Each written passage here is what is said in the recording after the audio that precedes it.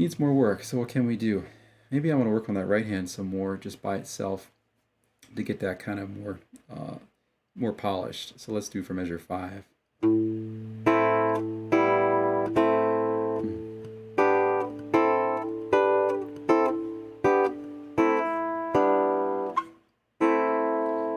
Now, fingertips are important here.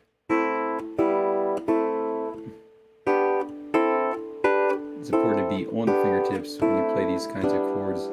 Looking at my pinky, making sure it's not like protruding or they're not wasting energy with it when I'm changing chords. Trying to keep them all fairly close to the fretboard and kind of in the classical guitar position. Especially because I'm playing a nylon string guitar. I'm paying even more attention to the proper left hand position. I'm taking my time with that.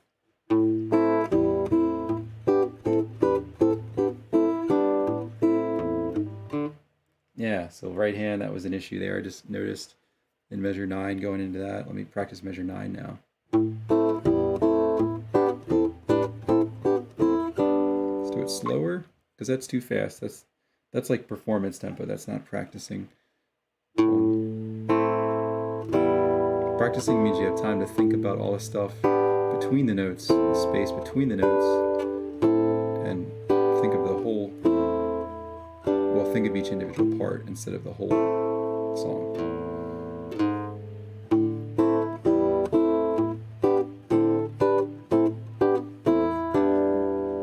Let's go back down slower again.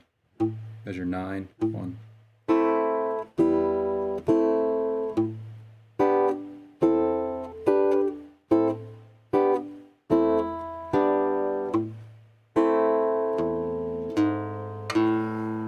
So I have it, I think, close. Let's set it at a metronome, or set a metronome to the tempo. Let's see what happens now.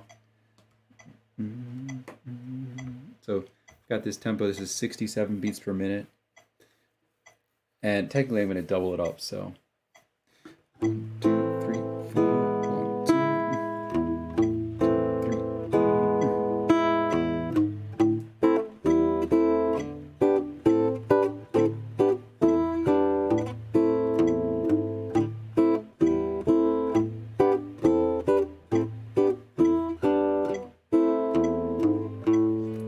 Okay, needs more work. Let me have it click on every beat instead of just the 2 beats per measure. So we'll do 120. Yeah, that's better. So we'll go like 1, 2, 1, 2, 3, 4, 1, 2, 3, 4.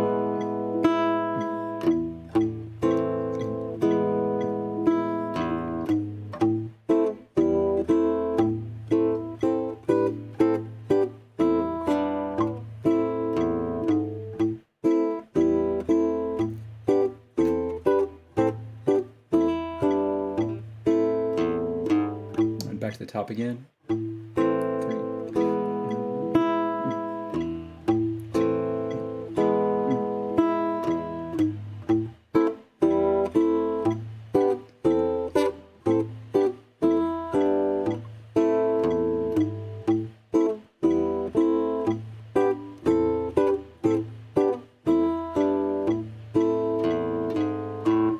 Something's missing. I think I need to make the melody more legato. The melody being the notes on the E, B, and the G string. Let's see if I can do that by kind of spending more time between frets and holding these down for a longer period of time without making them too short, like staccato like. So here we go. I'm doing the same tempo, 120 beats per minute from the top again.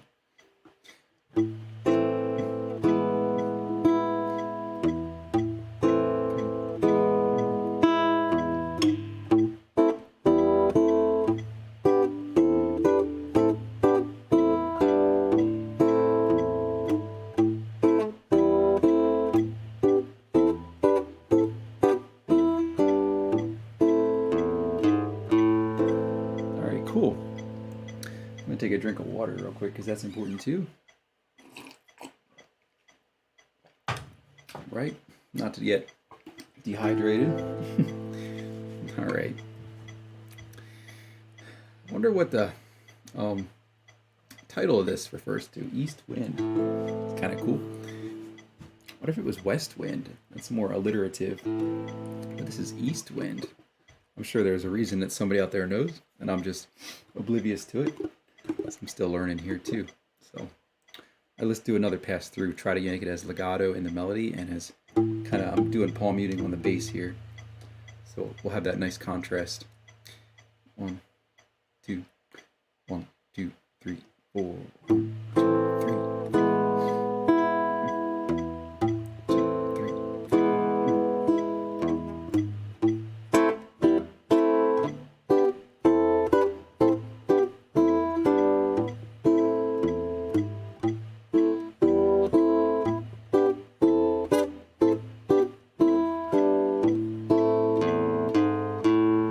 Good, I'm gonna check my tuning here. Let's see. B strings a little bit out. Try to check these fifth intervals, especially like down here. Check this octave with the G major chord.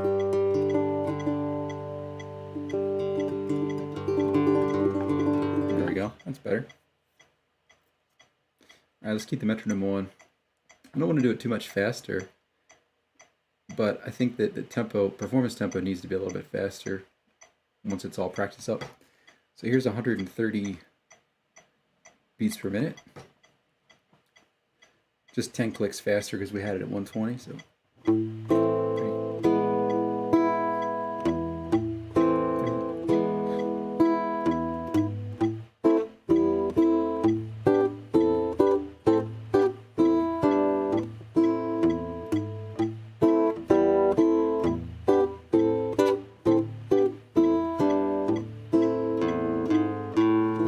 Alright, now here's where the memory part comes in.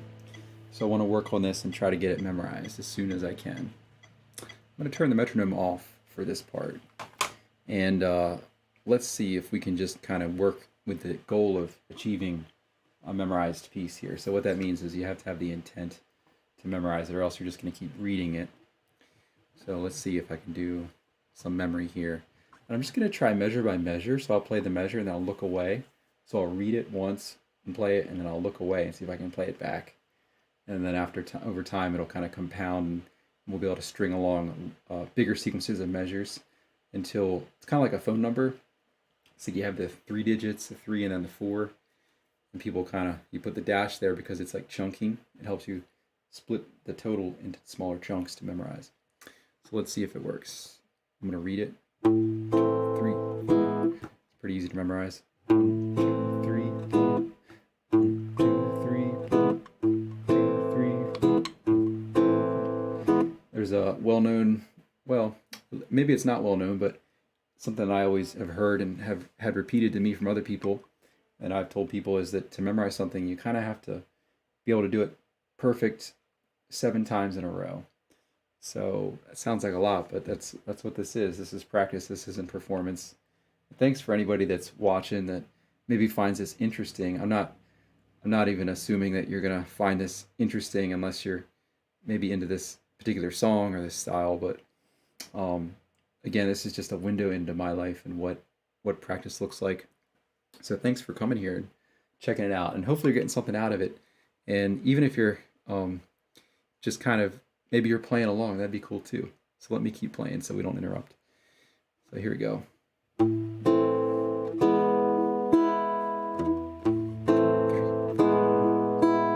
So memorize, let's see if we can, gotta tune that one. String there.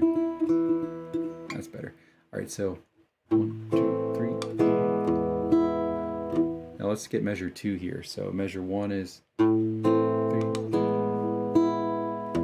Measure 2 is just 1, 2, 3, 4, 1, 2, 3, 4, 1, 2, 3, 4, 1, 2, 3, 2. So it's just the open E on beat 2 and the low E on beat 4. Let's put them both together.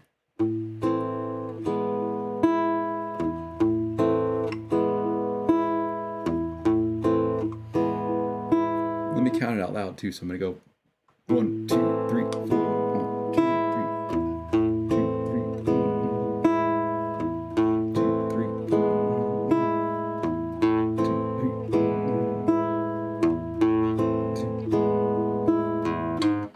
was measure 4. The only difference here in the first 4 measures is measure 4 has the 1, 2, 3, 4. So on beat 3, it's open. On beat 4, it's the 4th fret with the pinky there. Let's see if I can do the first 4 measures from memory. And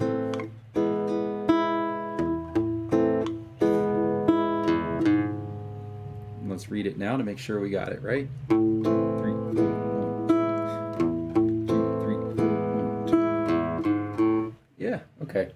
Let's do it again. Let's give a little bit of time for that to cool off. Make sure it's not just, you know, visual. Some people have kind of more photographic memory. That's not really me. I don't have that where I could just look at a page of music and be able to play it back based on what I saw in my mind's eye.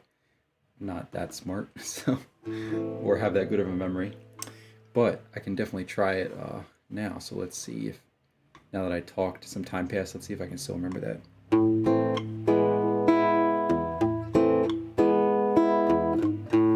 Okay, cool. So 4 measures down, a whole bunch to go. How many more to go? Maybe that's not good to count because it can be a little frustrating, right? Oh, 150. Okay, great. So don't worry, the video is not going to last all 150 measures. But the practice session might after I turn off the stream, so just keep that in mind. So here we go. So let's do measure 5 where the melody comes in again. Try to memorize this part. Just tuning up here.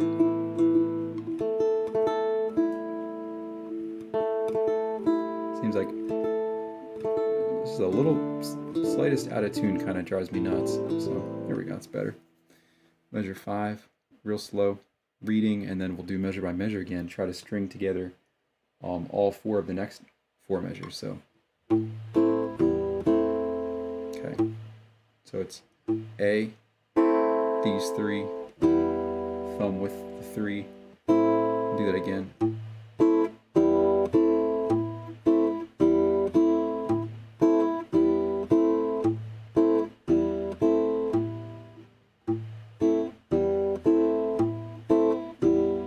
Count 1, 2, 3, 4, 3, 4, 2, 3, 4, 2, 3, 4, 1, 2. Let's do it just looking away. 1, 2, 3, 1, 2, 3, 3, 1, 2, 3, 4. All right, that should be good. Let's do the next measure, measure 6. Alright, now this is tricky because of these shapes here, these triads, up and down, shifting around.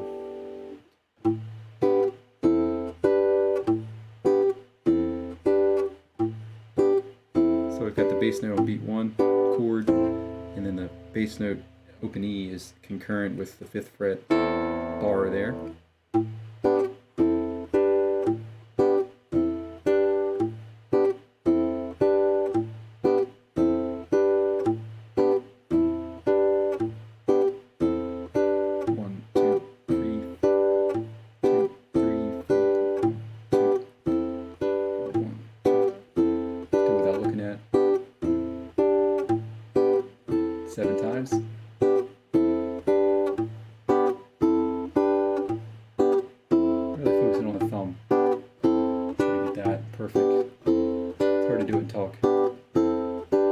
Good practice. Messed myself up. Cool. So we got, again, from the start of measure 5 now. Good. Now I'm starting to see that as like a 2-measure unit. Let's see if we can integrate that with the 4 measures we've already memorized from the intro. And they'll have 6 measures. So let's see. 3, 4.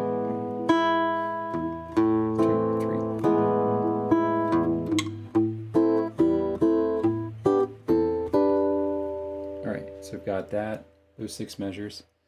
And again, as you make your units of memory longer, you should probably go back and repeat each of those additional times to kind of solidify them before you add new things in. Let's try that again. 3.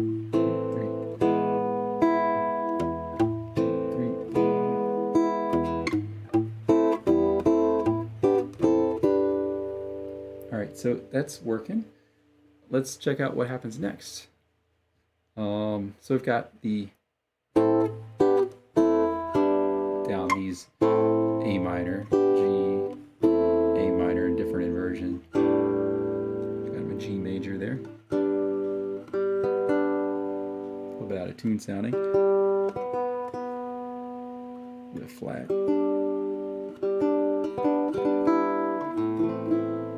Tune it up here.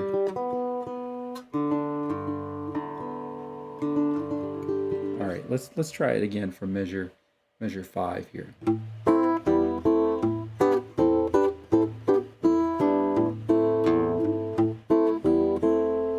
Okay, let me keep doing it.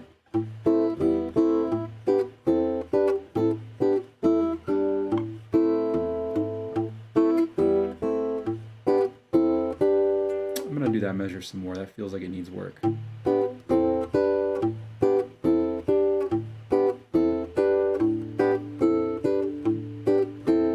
I just had a thought pop in my head, and it's good to have these thoughts and act on them when you're practicing, but stay focused. So I thought, well, let me really feel the eighth note pulse a bit more here, because believe it or not, there haven't been any eighth notes in this piece yet, but that doesn't mean that the rhythm isn't there and that we shouldn't be feeling the eighth note pulse under the surface. So that would be like, if the quarter note pulse is like 1, 2, 3, 4, eighth notes are like 1 and 2 and 3 and 4 and 1, 2. All right, now that doesn't mean I should play the quarter notes faster, but 1 and 2 and 3 and 4 and so eighth notes 1 and 2. Let me do it again. 1 and 2 and 3 and 4 and 1 and 2 and 3 and 4. Now that just feels better to play it that way because I'm kind of a better conception of where the quarter notes should fall when I'm tracking the upbeats of each eighth note there.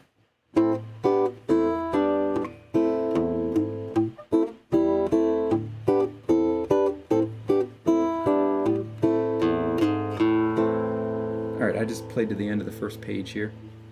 I'm going to keep trying this. Really don't want to stop playing this yet. It's only been about a little over 23 minutes or so on it, so I think it's worth keep going here.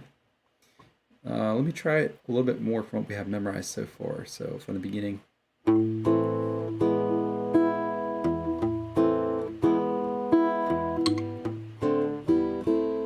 Now measure 5 from there again. This part is newer to me. I'm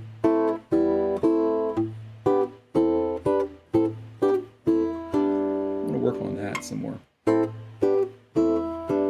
To the A minor with the A bass, G major with the G triad, A minor with the E bass, G major triad. Do it again. 1,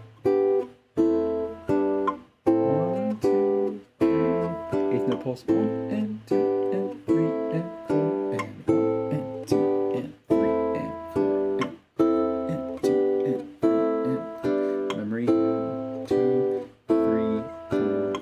1, 2, 3, 4. 1, 2. Yeah. Okay. So memory slip there. Memory slip is when you think you have something and your mind just kind of goes blank, and maybe you do something easy and you miss it, and you're wondering, why did I miss something that easy?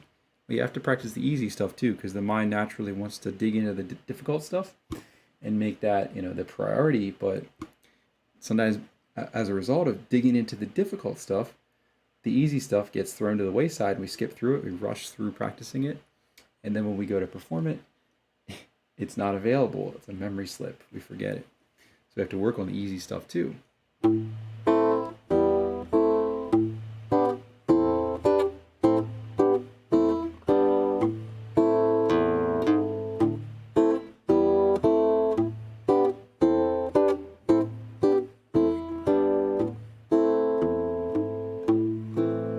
Cool. So at this point, I still have more work to do here on the first page to kind of get that more memorized, but I am going to turn the page just because I'm interested in what lies ahead, and this is part of a full practice session, so part of this is to kind of scope things out and see what's in this piece, right? What we have ahead of us, so to speak.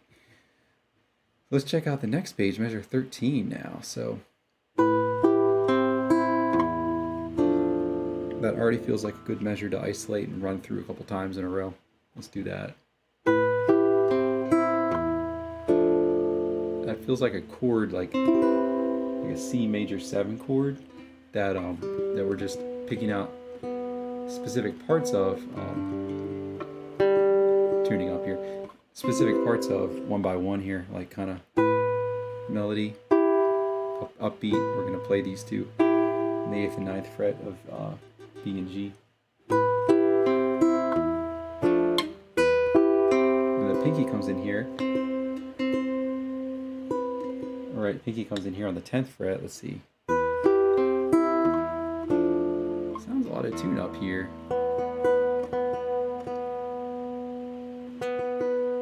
Yeah, that just happens. You have to kind of intonate the guitar sometimes for the position you're playing in. It changes depending, especially on nylon string. It's a little more unpredictable with intonation.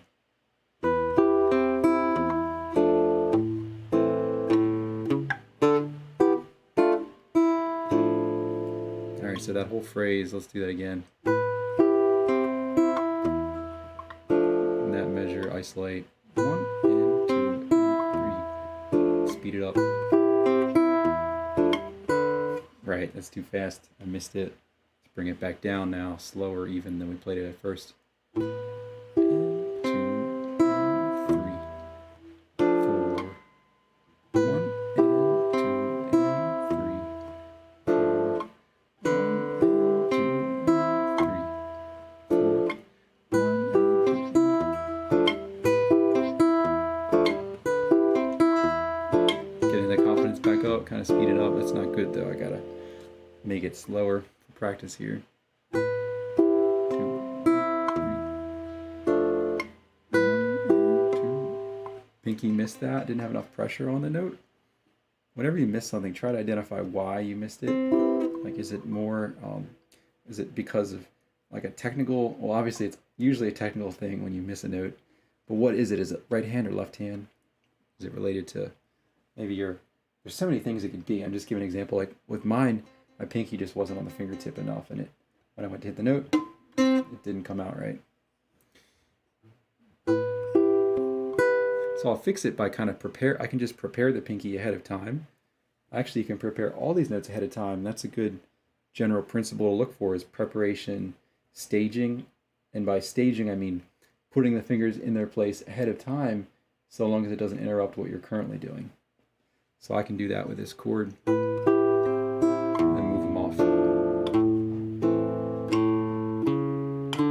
That sounds like it's kind of tonicizing the D minor chord here, because the C sharp, it creates the feeling of that being a new key center, even though it's not. It's just a brief kind of visit to that key, but it's not going to stay there. Because I've heard the song before, so.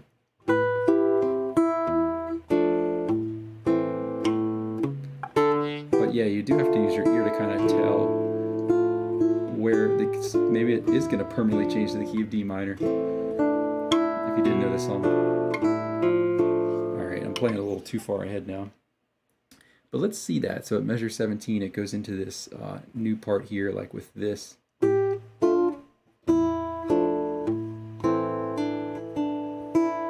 me do that again, measure 17, 18. And again.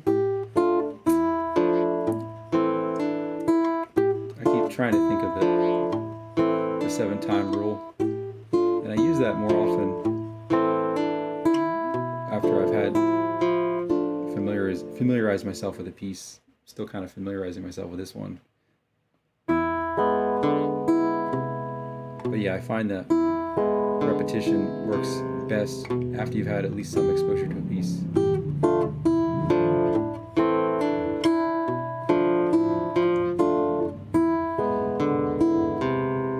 Sorry for the sounds in the background here.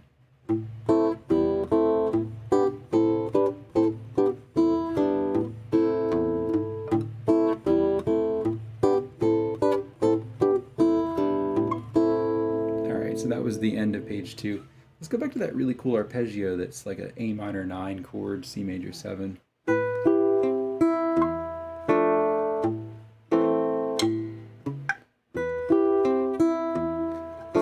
Counting 1 and 2 and 3, 4, 1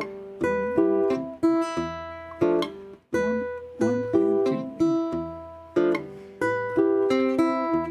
some vibrato to it, just to sweeten it up a little bit. It helps improve the intonation to, or at least the perception of the intonation in the listener's ear. Kind of like how an opera singer will add a little bit of vibrato to a note, especially the high notes, to sweeten it up. Anyway, guitar, I kind of favor this cello or violin style vibrato a bit more with the nylon string guitar, as opposed to like the wide electric guitar vibrato like Eric Clapton or Jimi Hendrix would do on the Stratocaster. But anyway, I think they both sound good.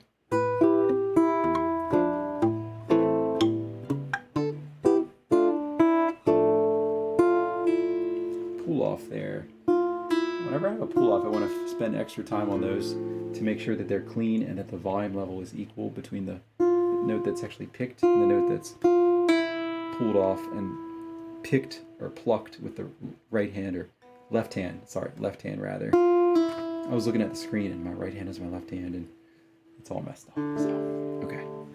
Let's do some more practice now on the second page.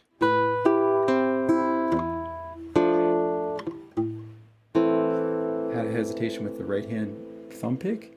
Try to figure out why that was. I think it was just my overall position got out of balance there. I